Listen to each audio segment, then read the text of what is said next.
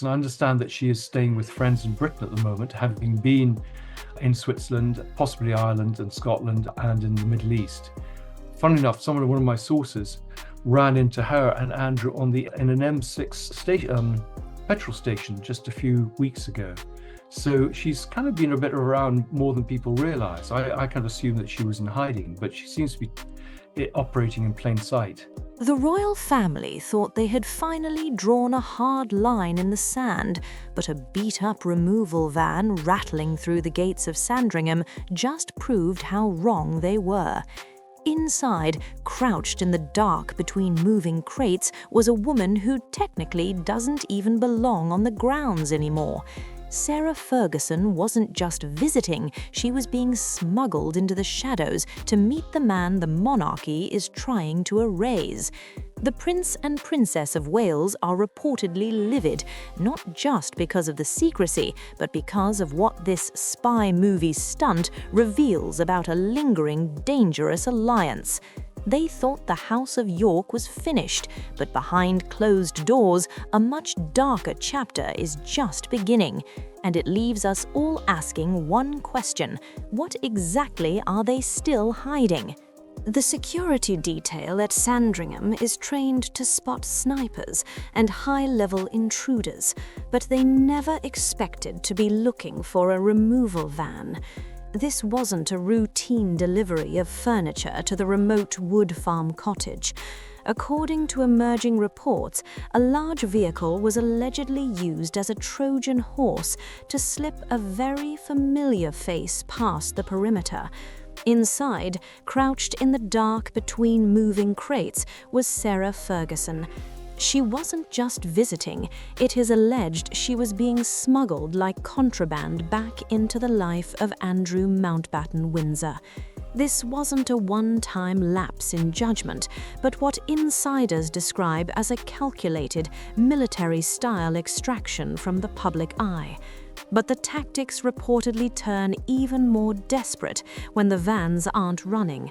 Sources claim that on multiple nights, Sarah was seen curled up in the footwell of a car, buried under a heavy pile of blankets, while the vehicle breezed past royal security. Imagine the scene. A woman who once stood on the Buckingham Palace balcony, reportedly reduced to hiding in the floorboards of a sedan just to bypass the gates. It's a spy movie reality that has allegedly left the palace staff stunned. They are living like fugitives on their own family's land. Reports suggest the Prince and Princess of Wales hit the roof when these details reached them. To William and Kate, this isn't just eccentric behavior, it is being viewed as a direct security breach and a massive middle finger to the new rules of the monarchy. They thought the York problem was finally contained behind the walls of a quiet Norfolk cottage. Instead, it appears they've discovered a shadow operation that defies every direct order from the king himself. But as the fury inside the palace reaches a breaking point, a much more chilling question is beginning to surface. According to those close to the situation, people are asking why two individuals who have already lost everything would risk a fresh scandal just to stay in constant, secret contact. The answer may lie in a pact made years ago and the explosive secrets that are still buried in a mountain of unsealed files. I think she realized that the proximity of being close to him in a Crown Estate property was good for her image in terms of her commercial activities. It kept her inside the family. It could have been very easy for them to distance themselves from her, and she wanted to gain that proximity to the family for her money-making activities. So it was in her interest. They had separate wings. They both had lots of boyfriends and girlfriends in that period. They saw it as joint co-parenting, but actually the children were kind of brought up by nannies and policemen because he was often away and she was for long periods of time in the States trying to raise money. The truth is, they aren't just ex-spouses anymore. They are two people who know where all the bodies are buried. According to those close to the situation, the reason for these spy movie meetings isn't just about old affection.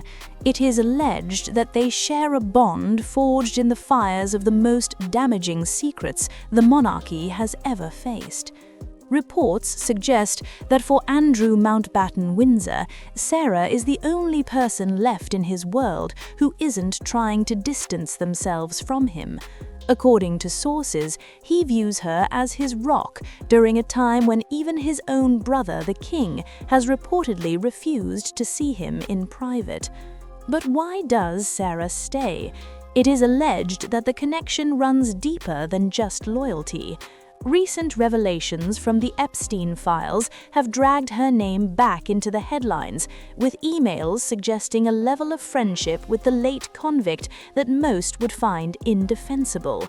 Sources claim they aren't just supporting each other, they are allegedly coordinating their narratives as the legal walls close in. It's a pact of silence that has reportedly rattled the palace to its core. Insiders suggest there is a deep fear that if one of them feels backed into a corner, the other might be their only way out or their ultimate downfall. But the bond reportedly goes beyond legal strategy. According to emerging reports, the pair have even clashed over bizarre details, like the late Queen's beloved corgis, proving that their lives are still messily intertwined in ways the public was never meant to see. They are living a shared history that no one else can touch. Reports suggest that this us against the world mentality is exactly what makes them so dangerous to the institution. They aren't just hiding from the cameras, they are allegedly preserving a version of the truth that the rest of the family wants buried forever. However, this secret alliance hasn't gone unnoticed by the two people who have the most to lose if the monarchy's reputation takes another hit. And according to those in the inner circle, the Prince and Princess of Wales are already preparing their counter-move. I think the royal family haven't handled Sarah Ferguson very well. I mean, they should have allowed her basically to be cut loose very early on and cause her own problems. I mean, maybe she's always had this threat over them that she was going to spill the beans of some of their secrets, and they need to keep her close. I think there was also a certain sort of feeling of duty of care to her. I mean, she's quite emotional, and also perhaps to Andrew, she kind of emotionally played on him that he hadn't been a good husband, and she kind of was owed a little bit more sort of respect now. And The Prince and Princess of Wales reportedly hit the roof when the first reports of this shadow operation reached them. To William and Kate, this isn't just a breach of etiquette, it's a direct threat to the stability of the crown.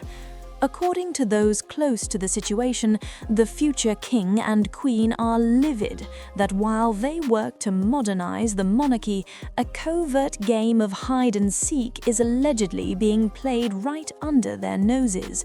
Reports suggest that William's position is now clearer than ever. The York problem needs to be solved, and it needs to be solved permanently. According to insiders, he has been pushing for a scorched earth approach behind the scenes. He reportedly feels that as long as Andrew Mountbatten-Windsor and Sarah Ferguson remain in the frame, even hidden in the back of a van, the family can never truly move on from the scandals that have haunted them. But it's not just about the past, it's about the future of Prince George. It is alleged that Kate is taking an especially firm stance on this matter. Sources claim she is deeply concerned that this culture of secrets and lies could one day inherit the throne alongside her children. To her, every smuggling attempt is a reminder that the old guard hasn't learned its lesson. The tension has reportedly reached a boiling point at Sandringham. According to emerging reports, William has delivered a brutal warning.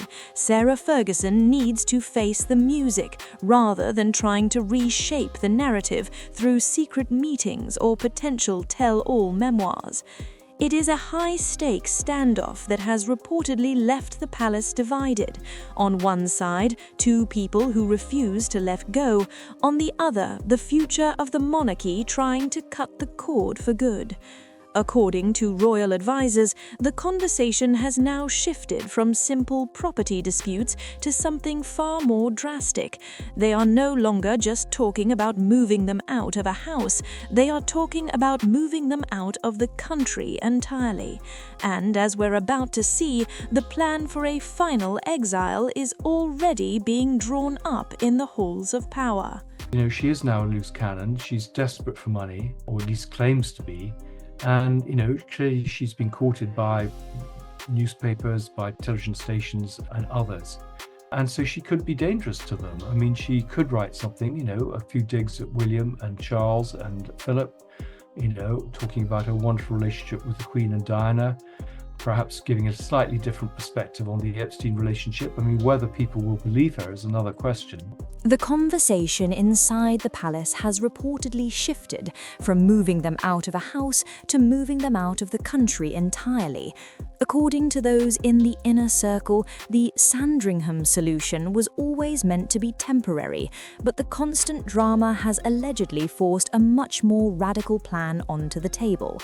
Reports suggest that senior royals are now discussing a permanent remote relocation, a final exile, designed to put an ocean between the monarchy and the York scandals. But where do you send two people who have already been stripped of their titles and their public roles? It is alleged that several locations are being quietly vetted, ranging from a secluded estate in Scotland to a permanent move abroad. However, according to sources, moving them overseas carries a massive risk. There is a deep fear that if they are pushed too far from the palace's reach, the institution could lose all control over what they say and what they might sell. The stakes are incredibly high. Recent reports claim that Sarah Ferguson has been sofa surfing with wealthy friends globally, from Switzerland to Qatar, while allegedly avoiding a return to the United States. Sources suggest she is deeply fearful of being forced to testify in ongoing investigations, creating a logistical nightmare for the palace. If she is moved abroad, it is alleged that the crown could be seen as shielding her, a narrative the Prince and Princess of Wales are desperate to avoid. Meanwhile, back at Sandringham, Andrew Mountbatten-Windsor is reportedly dragging his heels on moving to his new permanent home, Marsh Farm. According to insiders, he knows that every step away from the center of the estate is a step closer to total irrelevance. But the pressure is mounting. Reports suggest that Prince Edward was recently sent as a messenger to tell him his time at Wood Farm is up, and that the king's patience has finally run dry. This isn't just about a change of address, it is being viewed as a final attempt to silence the secrets and lies that have haunted the family for years. But as the relocation plans gather pace, a new and even more dangerous rumor is starting to circulate. According to those close to the situation, there are whispers that if they are pushed into a corner, a royal revenge plot might already be in motion. And as we look at the final collapse of the House of York, we have to ask, is this the end of the story, or just the beginning of a brand new war? By all accounts, the House of York, as we once knew it, is gone, replaced by a shadow of its former self hiding in the back of removal vans. What started in the grand halls of Buckingham Palace has reportedly devolved into a desperate game of survival at the edges of the Sandringham estate. According to sources, the smuggling scandal hasn't just damaged the reputations of Andrew Mountbatten-Windsor and Sarah Ferguson, it has forced the monarchy to finally decide if they can ever truly be trusted again. As the Prince and Princess of Wales reportedly push for a permanent exile, the question remains, will a change of scenery actually stop the secrets from coming out? Reports suggest that the pact of silence between the two is the only thing keeping the situation from exploding into a full-blown constitutional crisis. But in the world of the royals, silence rarely lasts forever. Whether they are moved to a remote corner of the UK or sent abroad, the ghost of their past scandals continues to haunt every move the family makes. The era of the Yorks is officially over, but as many insiders fear, their final chapter may be the most explosive one yet. We're left wondering if this spy movie lifestyle is a sign of a looming revenge plot or simply the tragic end of a royal era defined by excess and consequence. But what do you think? Is the Prince and Princess of Wales right to push for a permanent exile, or is the palace being too harsh on the pair? And do you believe there are still more secrets hidden in those unsealed files that we haven't seen yet? Drop your theories in the comments below. I want to hear your take on this matter. If you found this deep dive into the latest royal drama interesting, make sure to hit that like button and subscribe for more high-stakes updates on the House of Windsor. Don't forget to turn on notifications so you never miss a breaking story. Thanks for watching, and we'll see you in the next one.